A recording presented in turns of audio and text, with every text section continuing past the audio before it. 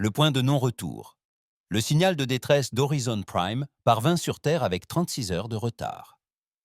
La commandante Elena Vasquez, figée dans le centre de commandement de la station Terra 1, visionnait les images enregistrées qui allaient changer à jamais le rôle de l'humanité dans la galaxie. Les images étaient d'une netteté exceptionnelle, transmises par des drones de surveillance dissimulés qui avaient tout vu. 23 000 colons humains, dont 8 000 enfants, furent méthodiquement exterminés par les troupes de choc de l'Empire Voran. Officiellement, les Vortans invoquèrent le règlement d'un différend territorial. Mais tous les témoins connaissaient la vérité. Il s'agissait d'un message délibéré adressé à l'humanité quant à sa place dans la chaîne alimentaire galactique. Pendant 2 siècles, la Terre avait privilégié la voie diplomatique. Lorsque l'humanité découvrit les voyages supraluminiques et rencontra la vaste communauté galactique, elle fut horrifiée par la brutalité des jeux politiques interstellaires. Les forts dominaient les faibles sans pitié. D'anciens empires se partageaient en l'espace comme des seigneurs du Moyen Âge, divisaient des royaumes. Pourtant, la Terre avait fait un autre choix. Elle avait rejoint l'Assemblée galactique en tant que membre pacifique, acceptant les restrictions à son expansion, tolérant les accords commerciaux inéquitables et répondant à chaque provocation par des protestations diplomatiques mesurées. Lorsque les Vortans avaient arraisonné 3 vaisseaux cargo humains l'année précédente, la Terre avait déposé des plaintes officielles. Lorsque des marchands humains avaient été emprisonnés sous de faux prétextes, la Terre avait négocié leur libération. Toujours patiente, toujours pacifique, toujours cherchant à prouver qu'une meilleure voie était possible. Le massacre d'Horizon Prime avait brisé cette illusion à jamais. Elena se tourna vers les membres réunis du Conseil de défense uni de la Terre. Le silence régnait dans la pièce, hormis le bourdonnement des appareils électroniques et quelques sanglots sporadiques, étouffés par l'horreur dont ils venaient d'être témoins. Il ne s'agissait pas de simples statistiques ou de victimes lointaines.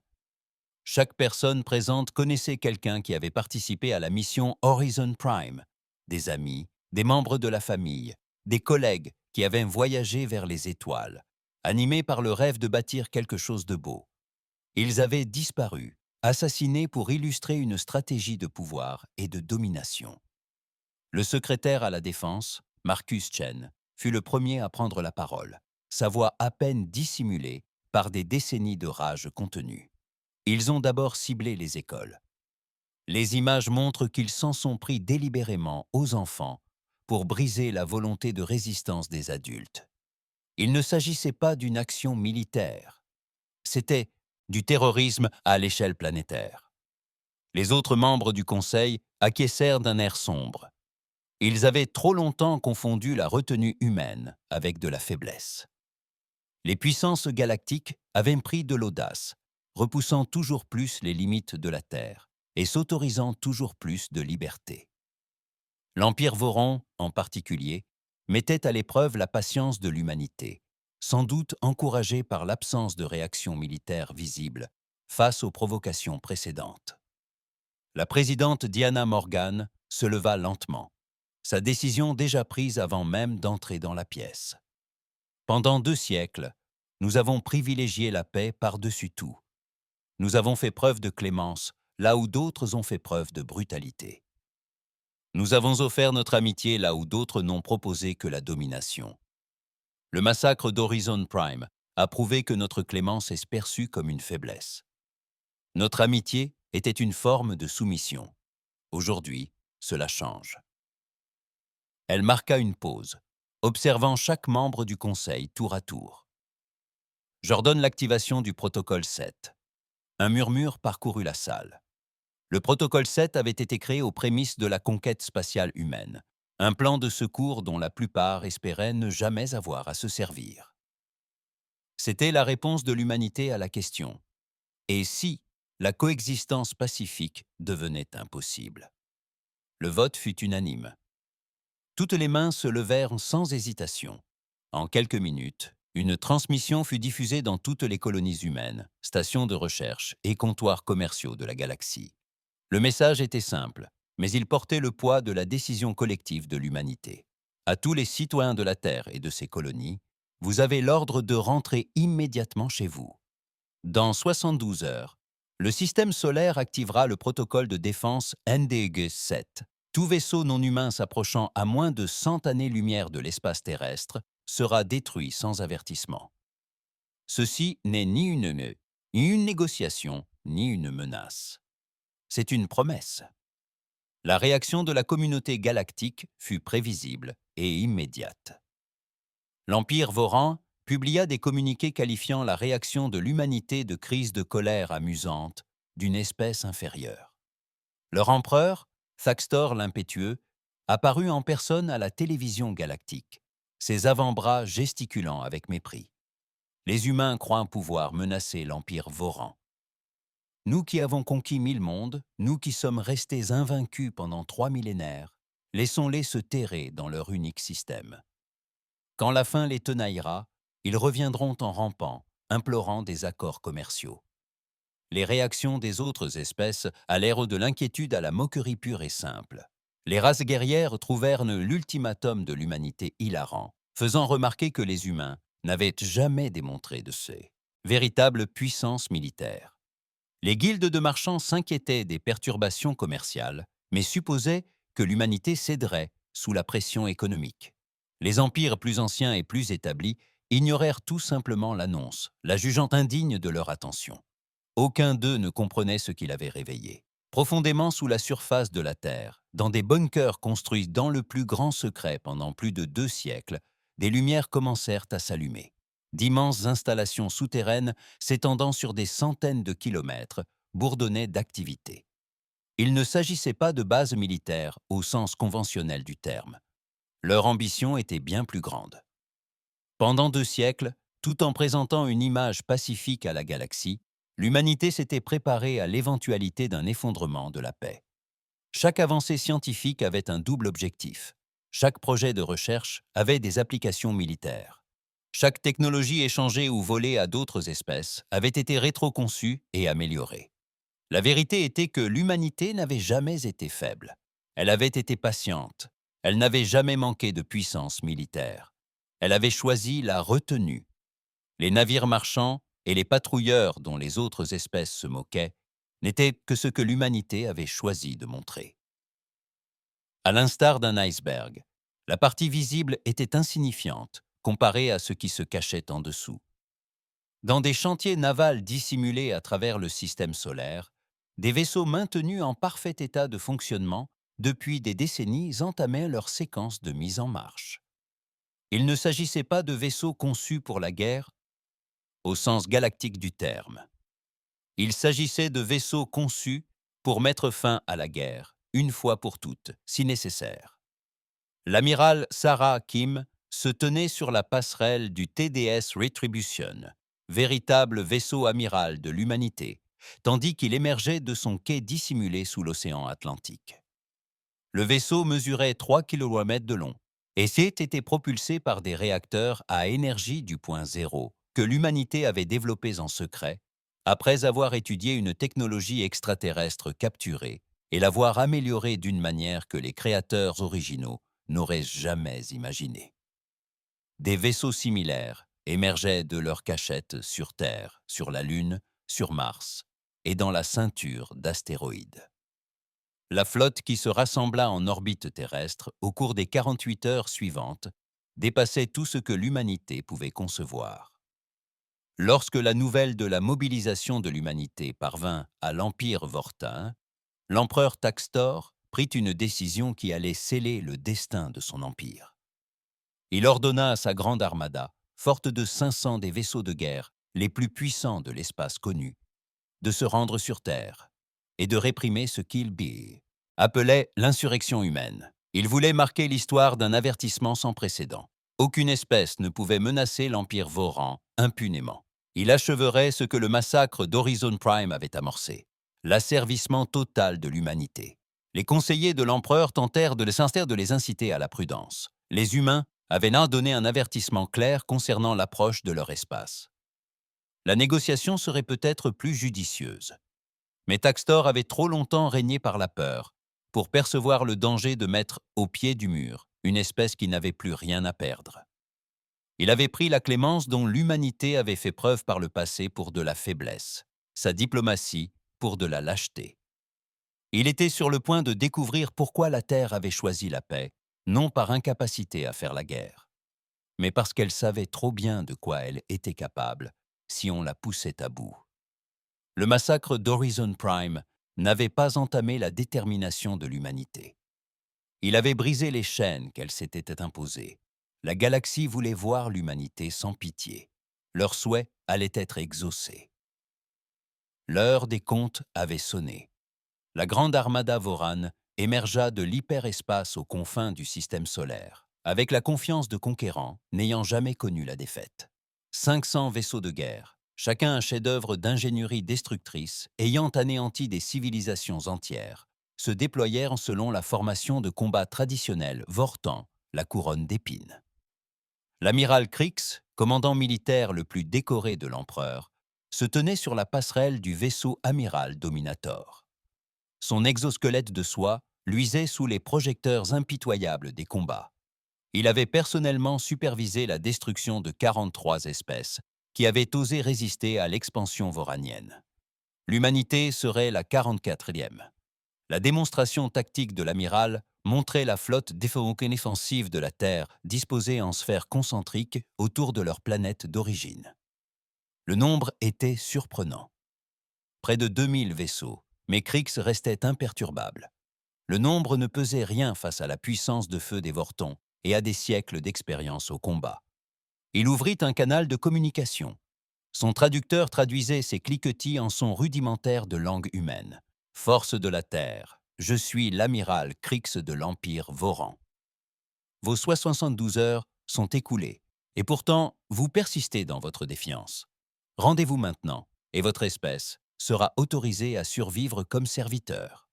Résistez, et vous partagerez le sort de votre colonie sur Horizon Prime. » La réponse vint de l'amiral Sarah Kim, à bord du Retribution. Sa voix était calme, presque familière, ce qui déstabilisa certains des jeunes officiers Vorans. « Amiral Krix, vous avez été prévenu de ne pas approcher de notre espace. Cet avertissement n'a pas été donné à la légère. Vous avez exactement 60 secondes pour faire demi-tour et quitter les lieux.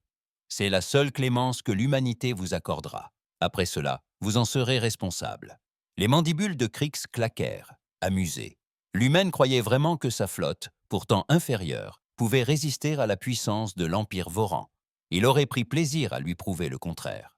Les 60 secondes s'écoulèrent dans le silence. Puis, l'espace lui-même sembla se courber autour de la flotte Vorton. Ce qui suivit serait étudié par les théoriciens militaires pendant des millénaires, si tout aussi quoi il en restait pour l'étudier. Les vaisseaux humains n'utilisèrent pas d'armes conventionnelles. Ils ne lancèrent ni missiles, ni rayons d'énergie. Au lieu de cela, ils ont fondamentalement altéré les lois de la physique dans des zones localisées autour des vaisseaux Vorans. La gravité a été multipliée par 10 000 dans certaines zones, réduisant les cuirassés en points de matière ultra denses. Le temps s'est dilaté dans d'autres, faisant vieillir les vaisseaux et leurs équipages jusqu'à les réduire en poussière en quelques secondes, sous le regard du reste de l'univers. L'incertitude quantique a été exploitée comme une arme, permettant aux vaisseaux Voran d'exister simultanément dans de multiples états avant de s'effondrer dans le néant. L'amiral Krix assista avec horreur au démantèlement de son armada invincible, non par la guerre conventionnelle, mais par l'application de principes scientifiques. Les Vortans n'avaient jamais formulé la moindre théorie. Les humains n'avaient pas construit d'armes. Ils avaient construit des dispositifs de manipulation de la réalité. Chaque loi naturelle que la galaxie tenait pour acquise était devenue une arme entre les mains des humains. La force électromagnétique a été inversée dans des zones ciblées, provoquant la rupture des liaisons atomiques. L'interaction forte a été annulée, transformant la matière en nuages de quarks en expansion. L'interaction faible a été amplifiée, déclenchant une désintégration radioactive instantanée dans tout matériau choisi par les humains. 15 minutes. Il fallut autant de temps pour que la grande armada Vorton disparaisse complètement. Non pas détruite au sens conventionnel du terme, mais effacée de la réalité par des méthodes incompréhensibles. Seul le Dominator subsistait, maintenu en place par des forces que l'amiral Krix ne pouvait appréhender. Le visage de l'amiral Kim apparut sur son écran de communication. Son expression ne trahissait ni joie ni colère, seulement une détermination farouche. « Tu es en vie parce que nous avons choisi de te laisser vivre. Tu retourneras auprès de ton empereur et lui transmettras ce message exactement comme je te l'ai transmis. » L'humanité a passé 2 siècles à choisir la paix. Nous avons développé des technologies capables d'anéantir des civilisations et nous avons choisi de ne pas les utiliser. Nous avons créé des armes capables de détruire des étoiles et nous les avons gardées secrètes. Nous avons maîtrisé des forces capables de réécrire la réalité elle-même et nous nous sommes retenus. Elle marqua une pause, s'assurant que la gravité de ses paroles soit bien comprise. Le massacre d'Horizon Prime a mis fin à cette retenue. À partir de cet instant, toute espèce qui tuera un citoyen humain sera anéantie. Ni défaite, ni conquête, l'anéantissement. Nous vous effacerons de l'existence si complètement que les civilisations futures se demanderont si vous avez jamais existé. Il n'y aura ni négociation, ni condition, ni pitié. Vous vouliez voir l'humanité libérée de ses propres limites. Félicitations, vous avez réussi. La transmission s'acheva, et Krix constata que son vaisseau était soudainement libre de ses mouvements. Alors qu'il regagnait péniblement l'espace Vorton, ses capteurs détectèrent quelque chose qui lui glaça le sang. La flotte humaine s'agrandissait. Non seulement des patrouilleurs, mais aussi d'immenses vaisseaux de construction émergeaient d'installations secrètes, bâtissant de nouveaux vaisseaux à un rythme défiant toute logique industrielle. En quelques heures, ils avaient doublé la taille de leur flotte. En quelques jours, ils disposeraient de dizaines de milliers de vaisseaux. Les humains n'avaient pas seulement dissimulé leur armée, mais toute leur capacité industrielle. La nouvelle de la destruction totale de la grande armada Vorton se répandit à travers la galaxie plus vite que la lumière. Des empires millénaires convoquèrent des séances d'urgence. Des espèces qui n'avaient jamais connu la peur commencèrent à construire des flottes défensives. Les races guerrières qui s'étaient moquées des menaces de l'humanité se turent. Tous se posaient la même question. Si l'humanité avait pu se contenir ainsi pendant 2 siècles, de quoi était-elle encore capable? La réponse vint par une transmission depuis la Terre, qui parvint simultanément aux 4 coins de la galaxie. Un exploit technologique en matière de communication qui, en soi, démontrait les capacités humaines. La présidente Diana Morgan est apparue sur tous les écrans, tous les hologrammes, tous les appareils de communication de l'espace connu. Ses paroles ont été traduites simultanément en 10 000 langues. Citoyens de la galaxie, depuis 200 ans, la Terre vous tend la main. Nous recherchions le commerce, non la conquête. Nous avons recherché la connaissance, non la domination. Nous avons fait preuve de clémence envers ceux qui nous en ont refusé la moindre. Cette ère est révolue. Le massacre d'Horizon Prime nous a démontré que, dans cette galaxie, la clémence est perçue comme une faiblesse. Par conséquent, l'humanité renonce à sa clémence. Elle brandit une tablette et en lut le contenu avec une gravité solennelle. Les politiques suivantes entrent en vigueur immédiatement. Toute attaque contre des citoyens humains entraînera la dissolution complète des forces militaires de l'espèce agresseuse. Toute confiscation de biens humains provoquera l'effondrement économique du gouvernement responsable. Toute menace contre les colonies humaines entraînera la perte définitive de toute capacité de voyage spatial pour l'espèce menaçante. Les conséquences étaient stupéfiantes. L'humanité ne déclarait pas la guerre. Elle s'autoproclamait arbitre de la justice dans la galaxie, dotée du pouvoir d'imposer sa volonté.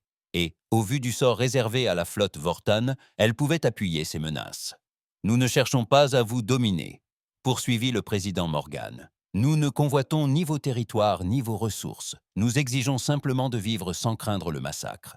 Ceux qui respectent la vie humaine trouveront en nous les alliés les plus précieux. Ceux qui la menacent découvriront pourquoi nous avons choisi la paix non par faiblesse, mais par sagesse. » En quelques jours, l'Empire Voran s'effondra, non sous le coup d'une attaque extérieure, mais sous le coup d'une panique interne. des mondes autrefois soumis par la force se sont révoltés. Les espèces asservies se sont soulevées, sachant que les Vortenses ne pouvaient se plus compter sur leur puissante armada. L'empereur Taxtor l'impétueux fut renversé par ses propres gardes, qui cherchèrent à apaiser l'humanité avant que des conséquences encore plus graves ne surviennent.